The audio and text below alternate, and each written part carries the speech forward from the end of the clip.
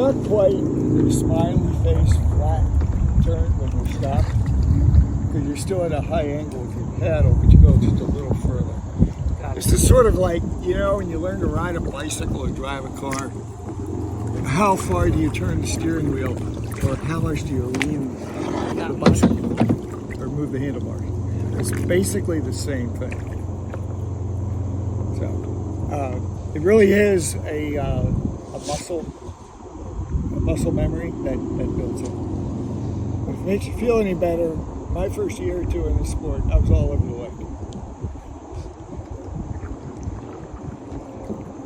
So it took me a while to do it. I think there's a benefit though for somebody like me, because I'm not Jim Thorpe, okay?